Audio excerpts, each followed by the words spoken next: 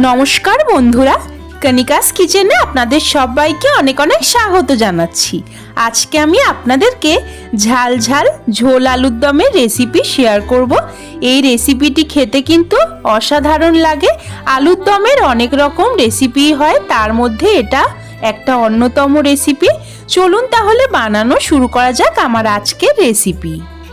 আলুর দম বানাবার জন্য সবার প্রথমে আমি একটা মশলা তৈরি করব। তার জন্য একটা বাটির মধ্যে নিয়ে নিচ্ছি হাফ চামচ পরিমাণে জিরে গুঁড়ো, হাফ চামচ নিচ্ছি ধনে গুঁড়ো, 1 চা চামচ নিচ্ছি হলুদ গুঁড়ো, 1 চা চামচ নিচ্ছি লাল লঙ্কার গুঁড়ো,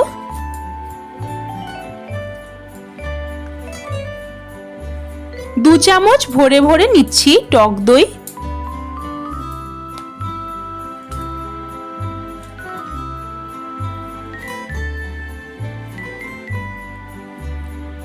এখন দিচ্ছি অল্প একটু কসুরি মেথি, হাত দিয়ে একটু ক্রাশ করে দিয়ে দিচ্ছি।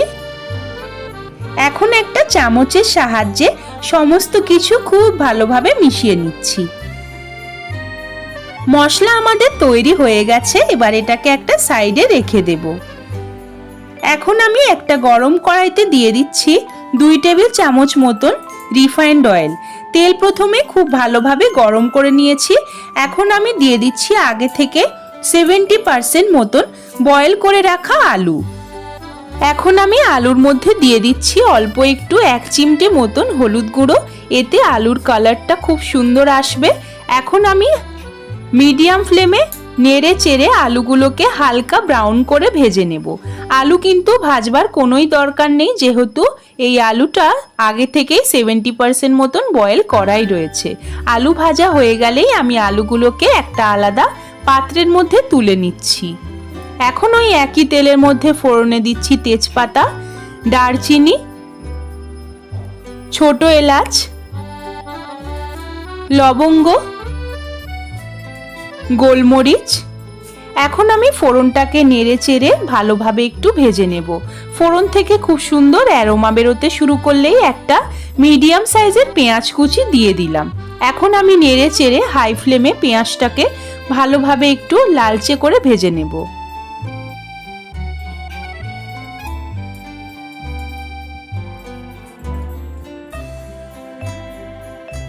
পেঁয়াজ আমার হালকা লালচে করে ভাজা হয়ে গেছে।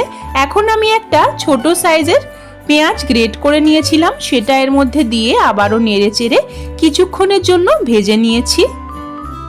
1 চামচ ভরে এখন দিয়ে দিচ্ছি আদা রসুন বাটা। আদা রসুনের কাঁচা গন্ধ চলে যাওয়া অবধি এখন খুব ভালোভাবে নেড়ে চেড়ে ভেজে নিচ্ছি। গ্যাসের ফ্লেমটাকে এখন আমি মিডিয়ামে করে দিয়েছি। আদা রসুনের কাঁচা গন্ধ চলে গেলেই দিয়ে দিচ্ছি একটা মিডিয়াম সাইজের কুচিয়ে নেওয়া টমেটো। টমেটো কুচিটা দিয়ে আবারও ভালোভাবে নেড়ে চেড়ে সমস্ত কিছু ভেজে নিচ্ছি। এখন দিচ্ছি স্বাদ অনুসারে লবণ। লবণ দিয়ে আবারও সমস্ত কিছু ভালোভাবে মিশিয়ে নিচ্ছি। গ্যাসের ফ্লেম কিন্তু এই পর্যায়ে মিডিয়ামেই রয়েছে। পুরো আলুর দমটাই আমি মিডিয়াম ফ্লেমেই তৈরি করব।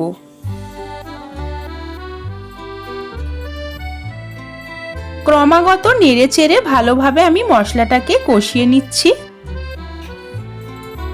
মশলাটা একটু কষানো হলেই যে মশলাটা আমরা আগে থেকে বানিয়ে রেখেছিলাম সেটা এর মধ্যে দিয়ে দিলাম।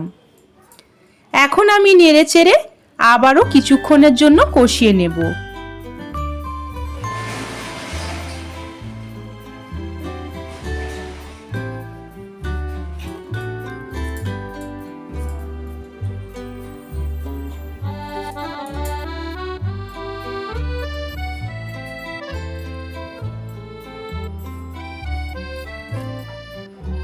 এখন আমার মশলাটা কষিয়ে নেওয়া হয়ে গেছে। মশলা থেকে তেল একেবারেই আলাদা হয়ে গেছে। ভেজে তুলে রাখা আলুগুলোকেও দিয়ে দিয়ে ভালোভাবে আবারও আলু আর মশলা 2 থেকে 3 মিনিটের জন্য কষিয়ে নিচ্ছি। 2 থেকে 3 মিনিট পর দিয়ে দিচ্ছি পর্যাপ্ত পরিমাণে জল। জল দিয়ে আবারও সমস্ত কিছু নেড়ে চেড়ে ভালোভাবে মিশিয়ে নিচ্ছি। 1 চামচ দিচ্ছি চিনি। চিনি দিলে স্বাদটা ব্যালেন্স হয়ে যাবে। চিনি দিয়ে আবারও খুব ভালোভাবে নেড়েচেড়ে মিশিয়ে নিচ্ছি।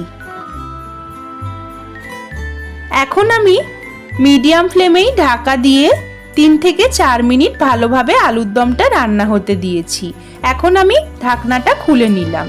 আলুর দম আমাদের অলমোস্ট রেডি। আলুও আমাদের একদম খুব ভালোভাবে সুসেদ্ধ হয়ে গেছে। শেষ পর্যায়ে দিয়ে দিচ্ছি ধনেপাতা। ধনেপাতা দিয়ে আবারও খুব ভালোভাবে একটু নেড়েচেড়ে নিচ্ছি। আর একদম ফাইনাল টাচের জন্য দিয়ে দিচ্ছি 1/2 চামচ পরিমাণে গরম মশলার গুঁড়ো। এখন নেড়েচেড়ে মিশিয়ে নিলেই তৈরি হয়ে যাবে দারুণ সুস্বাদু ঝাল ঝাল ঝোল আলুর দম।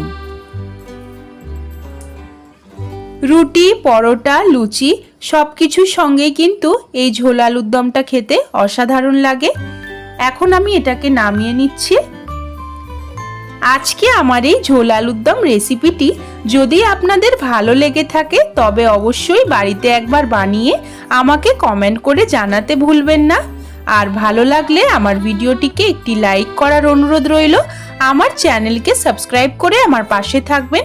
পাশে থাকা বেল আইকনটিকেও প্রেস করে দেবেন যাতে চ্যানেলে আমি যখনই কোনো নতুন ভিডিও দেব আপনারা সবার আগে দেখতে পেয়ে যান। আজকের মতন এই পর্যন্তই। আর আমার এই ভিডিওটিকে বন্ধুদের সঙ্গেও বেশি বেশি করে একটু শেয়ার করে দেবেন। আজকের মতন এই পর্যন্তই। এতক্ষণ পাশে থাকার জন্য ধন্যবাদ।